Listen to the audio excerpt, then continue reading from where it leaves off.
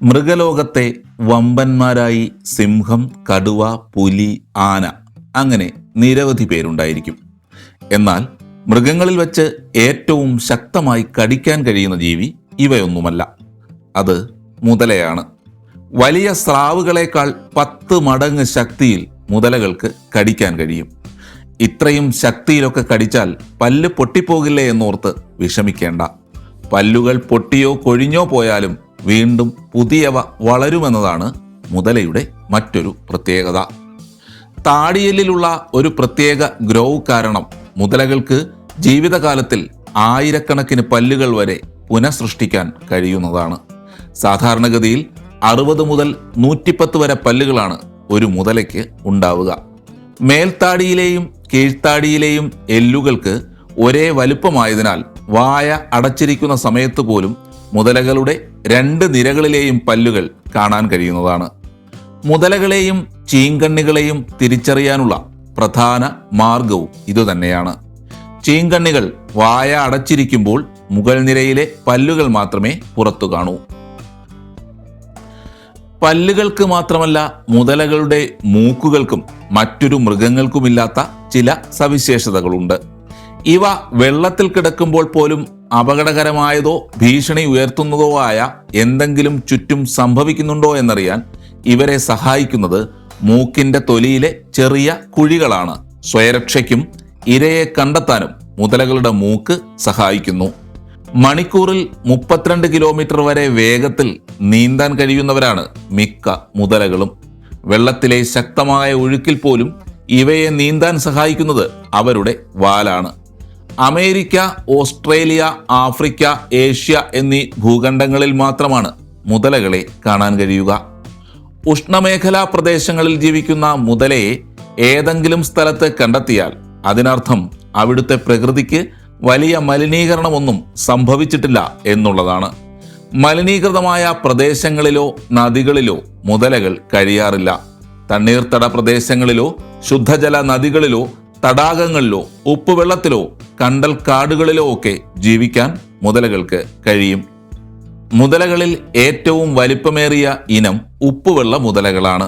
ശരാശരി 6 മീറ്റർ വരെ നീളവും 900 കിലോയോളം ഭാരവും വരുന്നവയാണ് ഉപ്പുവെള്ള മുതലകൾ. ആയുസ്സിന്റെ കാര്യത്തിലും ഇവർ തന്നെയാണ് മുമ്പന്മാർ. 70 വർഷത്തോളം വരെ ജീവിക്കാൻ ഉപ്പുവെള്ള മുതലകൾക്ക് കഴിയുന്നതാണ്. ഇതുവരെ കണ്ടെത്തിയിട്ടുള്ള മുതലകളിൽ ഏറ്റവും വലിപ്പമേറിയ മുതല ഫിലിപ്പീൻസിൽ നിന്നും നാഷണൽ ജിയോഗ്രഫിക് ടീം പിടികൂടിയ ലോലോങ് എന്ന മുതലയാണ്.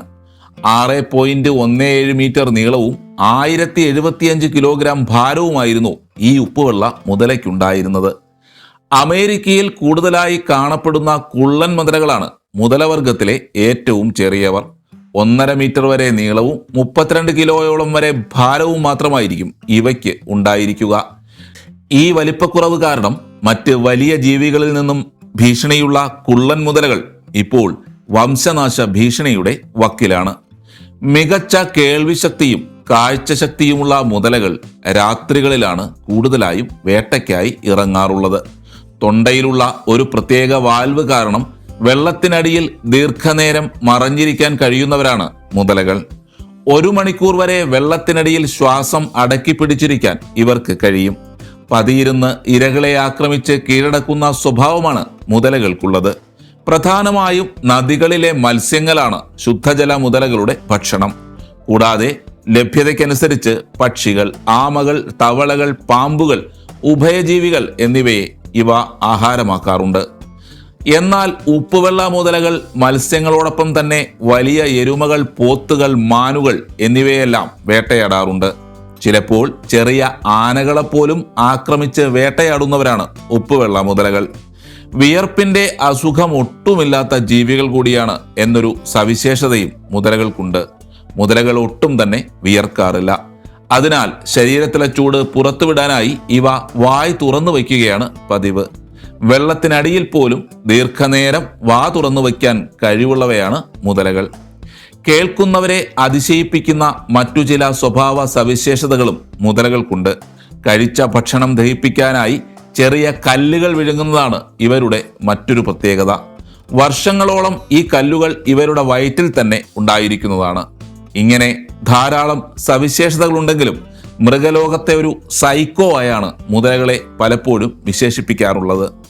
ഇരയെ പതിയിരുന്ന് ആക്രമിച്ച് കീഴ്പ്പെടുത്തി കഴിച്ച് ചവച്ചു തിന്നുന്ന സമയത്ത് കണ്ണീരൊഴുക്കുന്ന സ്വഭാവമാണ് ഇവയ്ക്ക് അങ്ങനെയൊരു വിശേഷണം ലഭിക്കാൻ കാരണം. ഈ കാരണം കൊണ്ടാണ് ഒട്ടും ആത്മാർത്ഥതയില്ലാത്ത കരച്ചിലിനെ നമ്മൾ മുതലക്കണ്ണീർ എന്ന് വിളിക്കുന്നത്. സത്യത്തിൽ കൊല്ലപ്പെട്ട ഇരയെക്കുറിച്ചോർത്തുള്ള കുറ്റബോധം കൊണ്ടൊന്നുമല്ല മുതല കരയുന്നത്. ഭക്ഷണം ചവച്ചിറക്കുന്ന സമയത്ത് കണ്ണിൽ നിന്നും വെള്ളം വരിക എന്നത് ഇവരുടെ ജൈവശാസ്ത്രപരമായ ഒരു രീതി മാത്രമാണ്. അതുകൊണ്ട് തന്നെ വെറുതെ സൈക്കോ എന്ന് വിളിച്ച് അപമാനിക്കരുത് എന്ന് മാത്രമാണ് മുതലകൾക്ക് മനുഷ്യരോട് പറയാനുള്ളത്.